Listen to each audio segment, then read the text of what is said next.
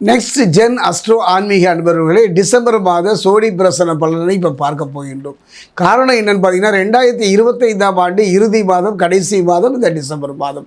2027ஆம் ஆண்டை எதிர்கொள்ளக்கூடிய ஒரு அருமையான மாதமும் காலமும் நேரமும் இதுதானே. இந்த மாதம் எவ்வாறாக இருக்கும் என்பதை இப்போ நம்ம சோழி பிரசனத்தில் பார்க்க போகிறோம். அந்த வகையில் பார்க்கும்போது மீனராசியை பொறுத்த வரைக்கும் கும்பத்திலிருந்து சனி பகவான் வக்ர நிவர்த்தியாகி மீனம் வந்து விட்டார். குரு பகவானோ மிதுனத்திலிருந்து கடகம் வந்து கடகத்திலிருந்து திரும்பவும் மீனம் நோக்கி நகர்ந்து விட்டார்கள். இது எவ்வாறு இருக்கும்?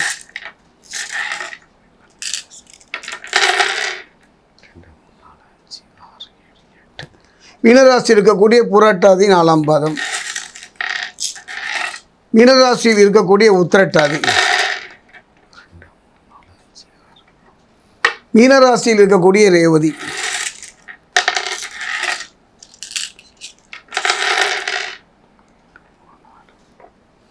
மீனராசி அன்பர்களே, ஒரு அருமையான ஒரு நல்ல சந்தர்ப்பம், ஒரு நல்ல ஒரு வாய்ப்பு. சனி பகவானால் எந்த விதமான நற்பலனையும் பெற முடியாத ஒரு காலம் 7.5 சனியினுடைய காலம்.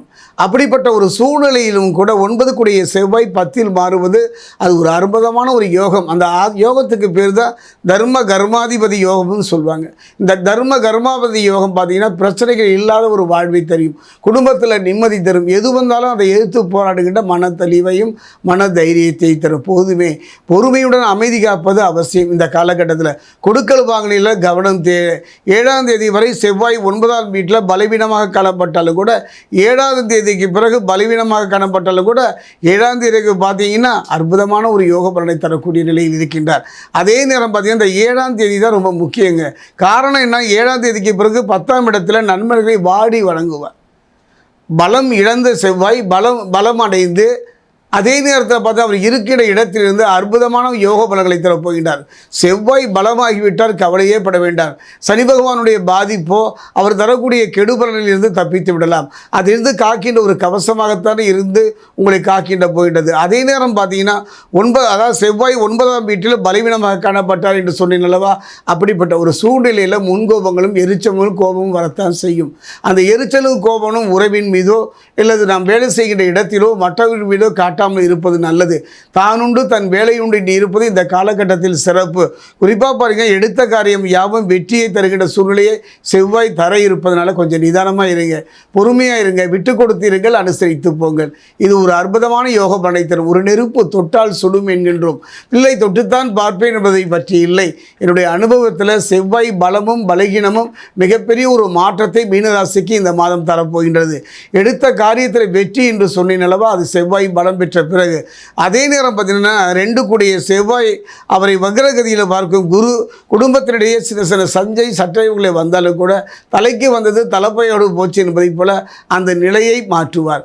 குறிப்பாக பார்த்தீங்கன்னா அரசு சம்பந்தப்பட்ட காரியங்களை அனுகூலம், விரும்பிய இடங்களுக்கு மாறுதல் தரக்கூடிய ஒரு அற்புதமான ஒரு காலகட்டம். 7ஆம் தேதி வரை செவ்வாய் 9ஆம் வீட்டில் சொன்னதைத்தான் நான் திரும்ப சொல்கின்றேன். காரணம் அந்த பலவீனம் பலம் அந்த ரெண்டுமே செவ்வாயில் அவர் தருகின்றார். கொஞ்சம் கவனமாக இருங்களேன், கொஞ்சம் நிதானமாக இருந்து விட்டாலே போதும். அதே நேரம் பார்த்தீங்கன்னா அதாவது 7ஆம் தேதிக்கு பிறகு அந்த 10ஆம் இடம், அந்த 10ஆம் இடத்துக்கு வருகின்றார். அது மட்டும் கிடையாதுங்க, ஒரு அற்புதமான யோகம். சனி பகவான் மீனம் வந்து விட்டாரே என்றெல்லாம் கவலைப்பட வேண்டாம். மீனம் என்பது குருவினுடைய இடம். குருவின் பாதம் நோக்கி சனி நகர்வதனால எந்த பாதிப்புகளையும் தரமாட்டார். அதே நேரம் மனமும் உடம்பும் தவறான மனிதர்களோட தொடர்பு இல்லாமலும் தவறான பழக்க வழக்கங்கள் இல்லாமல் இருந்து விட்டாலே போதும். குறிப்பாக பார்த்தீங்கன்னா மனக்குழப்பங்கள் காணப்பட்டாலும் கூட, மன சஞ்சலங்கள் வந்தாலும் கூட அதை மாற்றுகின்ற வல்லமை செவ்வாய்க்கு உண்டு. கவலையே பட வேண்டாம். மீனராசியை பொறுத்த வரைக்கும் பொன் வைக்கும் இடத்தில் பூ வைப்பது போல அற்புதமான யோக பலனை தரக்கூடிய ஒரு மாதம் இந்த டிசம்பர் மாதம். முடிந்தால் திருத்தணி சென்று முருகனை வழிபடலாம், அல்லது அருகில் உள்ள முருகன் ஆலயம் சென்று வழிபடலாம். நீங்கள் கண்டிப்பாக சனி பகவானுடைய 7.5 சனியினுடைய பாதிப்பு இருப்பதனால திருத்தணிக்கு அருகே இருக்கக்கூடிய பாதசனீஸ்வரர் ஆலயம் சென்று சனி பகவானுக்கு அங்கே தரக்கூடிய நல்லெண்ணெய் கொண்டு அபிஷேகம் செய்வீர்களானால் அற்புதமான ஒரு மாற்றத்தை பெறுவீர்கள்.